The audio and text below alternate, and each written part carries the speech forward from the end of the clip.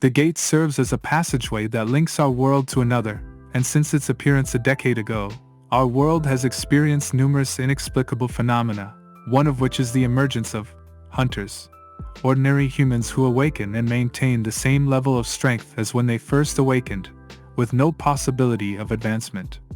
In Seoul, South Korea, Sung Jin-Woo is an E-rank hunter, barely better than an average human, and ashamed to even consider himself a hunter. Despite this, he takes on the job of a hunter due to a lack of other employment options. He joins a dungeon expedition at a construction site in Seoul, where he is greeted warmly by the team and meets Joo-hee, a lovely girl who scolds him for the bandage on his face. When asked about it, Jin-Woo explains that he was on a dungeon expedition with a group of high-level hunters, but as the weakest member, and without any healers, he was the only one who suffered injuries.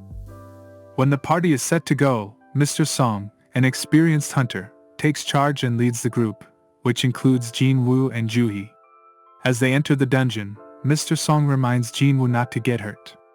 Meanwhile, outside the dungeon, the officer in charge of the D-rank dungeon is unconcerned about Jin-Woo, who has never returned unscathed, believing that there are plenty of healers inside to take care of any injuries. However, inside the dungeon, Jin-Woo does get injured, causing Joo-hee to worry and heal him while Mr. Song and the others defeat the monsters.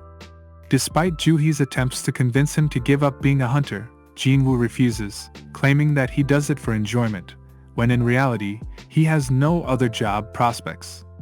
After recovering, Jin-Woo collects the magical core left by the slain monster, reflecting on the fact that he risked everything for an E-rank magical core. Suddenly, another party member discovers a new entrance leading deeper into the dungeon. Mr. Song inspects the entrance with a fireball to illuminate the way, then he says that the dungeon won't close, and they can't get out if the boss is still alive. So, he asks the party to kill the boss. They decide to vote on whether they are going to the boss's room or not, which turns out to be even. 8 agree to go, and another 8 disagree. It all depends on Jin-Woo's vote. Jin-Woo realizes that he must send his sister to college soon and take care of his sick mother in the hospital. He decides to go hunting one last time, hoping to strike gold so he can quit being a hunter. After walking for more than 40 minutes, they stumble upon a massive door leading to a boss's room. Although one of the party members feels intimidated, Mr. Song opens the door and assures everyone that he can handle it alone, as he is an extremely offensive C-rank hunter. This reassures the party, and they all decide to enter the room. Inside, they find a massive room with statues holding weapons and instruments. One statue sits like a lord in the middle of the room, and everyone hopes it's not the final boss. There are no monsters in sight, only a floor tile that resembles a magic seal. Upon closer inspection, they find writing on the statue in a runic text that reads, Parthenon Temple's commandments. First, worship the Lord. Second, praise the Lord. Third, prove your faith. As Mr. Song reads the text, Joo-hee notices the eyeball of the Lord's statue move, and Jin-Woo feels chills down his spine. The commandment's last words state that those who do not follow the commandments will never return alive. Suddenly, the door slams shut, and everyone is taken aback. One of the party members arrogantly brushes it off as nonsense and decides to leave, telling the others to take all the treasure inside.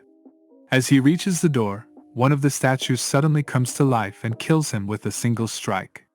Despite Mr. Song's warning, it's too late, and the party member dies on the spot. One of the members from the lowest rank, D rank, passes away unexpectedly, causing shock among the group. They frantically search to determine if any of the other statues are also capable of moving, with Joo-hee clinging tightly to Jin-Woo. Recalling Joo-hee's prior warning that the Lord's statue's eyeball moves, Jin-Woo checks behind him and discovers that the Lord's statue is indeed alive and watching him. This is not the first time Jin-Woo has been in a life-threatening situation, as he once became lost and was attacked by an E-rank monster during his first raid. He has been hospitalized for weeks due to injuries sustained during these raids and even came close to starving to death while trapped inside a dungeon. Unlike others who trade their magical cores for better equipment to defeat stronger monsters, Jin-Woo is always unequipped and unable to afford a sword that would quickly be destroyed. He has earned the nickname The world's weakest hunter, because he always returns injured from even the lowest ranked dungeons. Despite others' ridicule, he continues to risk his life on these raids. Jin-Woo yells for everyone to take cover, and a beam of light suddenly shoots across the room. Fortunately, he manages to grab Ju-hee and shield her from harm. As Jin-Woo spoke, some of the others were able to avoid the statue's attack, but several were incinerated. Ju-hee, a B-rank healer, fainted from fear, revealing her lack of experience in high-stress situations. Mr. Song warned everyone to remain still, as standing up would provoke another attack. Jin-Woo noticed that Mr. Song had been wounded by the statue's attack and quickly tended to him. Mr. Song revealed that he had only ever gone on 1 or 2 B-rank raids, and that this place far surpassed anything he had ever experienced. Jin-Woo realized that the statue was likely an S-rank monster, despite the lack of other high-level creatures around. Suddenly, a hunter from the group claimed that he couldn't die there because he had just joined a large guild. He foolishly attempted to outrun the statue, only to be obliterated in an instant. Jin-Woo became frustrated with the party's fear and questioned why they didn't try to defeat the statue. He realized that the statue had a pattern to its attacks and that there must be rules in the room they were in, which he called the commandments of Karthanon. Jin-Woo tested the first commandment by having the party bow down to the statue. As they did so, the statue's expression changed to a sinister smile. Jin-Woo wondered how many others had fallen prey to the statue before them, and how long they would be stuck there. One member tried to stand up, but the statue didn't attack. Instead, it began to stand up, indicating that the next commandment was to praise the Lord. One member attempted to sing, but the statue continued to approach. Jin-Woo realized that they were at the mercy of the dungeon's rules and that attempting to fight back was futile. As the party scattered in panic, one member tried to hide beneath the statue, but was fatally slashed in half. The situation had become dire, and it was unclear if they would be able to escape the dungeon alive. As Jin-Woo and Ju-hee ran, Jin-Woo pulled her along, all the while keeping in mind the guards behind them and the towering, menacing statue before them. The guards would attack with various weapons, including axes, spears, swords, hammers, flails, and bows at anyone who got too close. They couldn't get any closer, but they couldn't run away either. So, Jin-Woo had to think of a way out. He wondered about the statue with an instrument, and how it would attack. It occurred to him that the statue wouldn't attack anyone, and that was the solution he needed. Jin-Woo directed the other members of his group to find the statue with the instrument. Mr. Song stopped under one of the statues, and to everyone's relief, it began playing an instrument instead of attacking. Encouraged, Jin-Woo and Ju-hee hurried to a statue with a drum, but it remained silent. After a moment's confusion, they realized that only one person could stand beneath each statue. So they separated and the drum statue started playing its instrument. As Jin-Woo continued to run, Jin-Woo barely managed to avoid being trampled by the Lord's statue, and they found another statue without an instrument. As he caught his breath, the statue beneath him began to sing and praise the Lord's statue. After they completed the second commandment, Ju-hee healed Jin-Woo, but she ended up hurting herself due to pushing too hard. Jin-Woo's leg wound fortunately stops bleeding. Then, the Lord's statue summons an altar at the center of the room which shakes the ground. The remaining party members gather on the altar, and a light array appears on the floor. Although the exit door is open, they hesitate to leave, not knowing what might happen next. The guard statues start moving toward the center, but Jin-Woo remembers that they can only move when nobody is looking at them. He cautions the remaining members, but one of them panics and rushes toward the door. Although she manages to leave safely, one of the lights on the altar goes out. Jin-Woo realizes that the blue flame disappears after a certain time, and the red flames vanish depending on the number of people on the altar. 2 more members abandon the altar, leaving only Jin-Woo, Ju-hee, and Mr. Song. Jin-Woo becomes frustrated, knowing that the members who left will likely face death. In an act of selflessness, Mr. Song offers to sacrifice himself and asks Ju-hee to help Jin-Woo escape. However, Ju-hee is too weak and needs to heal Jin-Woo's critical wound. In the end, Jin-Woo instructs Mr. Song to remove Ju-hee from the vicinity because he cannot assist her without his leg. Despite Mr. Song's desire to remain, the guard statue is closing in, leaving no other option but to take Ju-hee out. Ju-hee refuses to leave Jin-Woo's side, but with time running out, Mr. Song knocks her out and carries her away. With little energy remaining, Jin-Woo takes up an abandoned sword and vows to bring at least one monster down with him.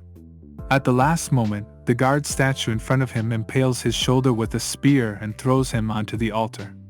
Bleeding profusely, Jin-Woo reflects on his past experiences and wishes for a second chance, refusing to accept his imminent death. However, instead of dying, he receives a notification declaring that he has successfully completed a secret quest called the Courage of the Weak. With his life hanging in the balance, Jin-Woo accepts the quest and receives a second notification, welcoming him as player Jun-Woo. An explosion of light engulfs the room, and when Jin-Woo awakens, he finds himself in a hospital bed, unsure if his experiences were merely a dream. Two individuals, introduced as the Hunter Guild's inspectors, enter the room and inform him that he has been unconscious for 3 days. Mr. Song lost an arm, and Ju-hee is still receiving treatment for her severe trauma. The inspectors are perplexed by the events that occurred, as they discover Jin-Woo alone on the altar rather than a statue or any other hunters. Nonetheless, they come to the conclusion that Jin-Woo has undergone a double awakening, a rare phenomenon in which a hunter's abilities are enhanced beyond the initial awakening. There have been instances where a C rank or B rank shot straight at an A rank or an S rank. The inspectors use a tool known as a magic power detector to check Jin-Woo's ability. Given that Jin-Woo was the sole member still inside and what every other member who went outside claimed, it is impossible to avoid suspecting that he might have had a double awakening. Yet, even the lowest E rank has a magical ability of at least 70, whereas Jin-Woo only has 10. Because of the test's outcome, the inspectors decide to leave Jin-Woo alone after finishing it. The only thing that Jin-Woo can see is the message window. He is attempting to use the window screen when it appears. Sung Jin-Ah, Jin's sister, Woo's yells out to him when she notices what he is doing. Jin-Ah eventually concluded that Jin-Woo might be insane after Jin-Woo questioned her about whether she could see the window or not. A new daily quest window with the title, Preparing to Become Powerful, now displays. The quest's objectives are to complete 100 push-ups, 100 curl-ups, 100 squats, and 10 kilometers of running. Jin-Woo blows it aside and says he will inspect it later after he sleeps because he had just woken up that morning feeling sore and exhausted. He was unaware that the quest had a deadline and that failing to accomplish it would result in the quest's associated punishment. After the timer expires, Jin-Woo is taken to a desert region, where an enormous centipede suddenly materializes as a penalty for failing the daily quest. For 4 hours, Jin-Woo must survive in the desert. Jin-Woo is returned to the hospital room after completing the penalty mission, appearing puzzled and gasping for oxygen. A reward is also given to him for completing the task, but instead of looking at it, he collapses after jogging for 4 hours straight, shocking the nurse with the mess he caused. Since he first awoke 4 days ago, he has learned a few new things. The window that appears in front of Jin-Woo is not an illusion, as he can clearly see it there in front of his eyes despite the fact that no one else can. As a reward for successfully completing the daily task, Jin-Woo receives status recovery, a magic that can relieve his exhaustion from physical activity. Actually, the exhaustion that had nested throughout his entire body vanishes as if it had never existed. In addition, Jin-Woo gets stat points and a surprise box item. As long as he has the stat points, he can instantly improve any one of his stats, which allows him to gain stronger as he does so on the character window. It has a game-like experience thanks to status, talents, goods, inventory, and item storage. He finds a key that can instantly open an E-rank dungeon in the third door of a train station on one of the boxes that he opened each time he completed the daily objective, and is curious to check it out. He uses the key to enter the dungeon, which is in some sort of alternate dimension and isn't like a typical dungeon. Although Jin-Woo claims to have never seen it, it ought to resemble the Red Gate dungeon. Jin-Woo is informed inside the dungeon that he is unable to exit and must either defeat the boss or utilize the return crystal. A steel fawn wolf monster is the first monster he comes across. Jin-Woo punches the creature after dodging its blow, sending it flying meters away. Unfortunately, the monster is still more powerful than the present Jin-Woo, so he attempts to take a sword out of his inventory to slash the monster in half and level up. Jin-Woo no longer feels threatened because he is armed. Then he engages a horde of approaching creatures. It feels like a game because he receives experience for every creature he kills. He pushes through, slaying every creature in his path, making the decision that he will become stronger even though he has to obey the ridiculous quest rule because he knows that if he dies, he won't be able to protect those he wants to protect. After killing the mobs, Jin-Woo receives a few items and a title called Wolf Slayer, which gives him a 40% increase in experience against beast-type monsters. He also gets a return stone, but he wants to push through the dungeon to finish it. Then, every time he levels up, fighting against the monster becomes easier for him to fight the next mob that comes. He can definitely feel himself getting stronger. Jin-Woo continues to walk down the station, which now becomes a dungeon, where suddenly a surprise attack comes his way. It is so fast that he can barely react, blowing him away and breaking his sword. It turns out to be a boss monster called Blue Poison Fang Rasaka. Jin-Woo asserts the scenario and believes that neither a sword nor a punch will be effective against the boss due in large part to the broken sword he is carrying. Although he believed he had grown a little stronger, Jin-Woo is barely holding his position and could perish if the boss's blow hits him squarely. Jin-Woo queries how much stronger he needs to become in order to overcome his background as the weakest because he is still lacking. Jin-Woo is aware of his vulnerability.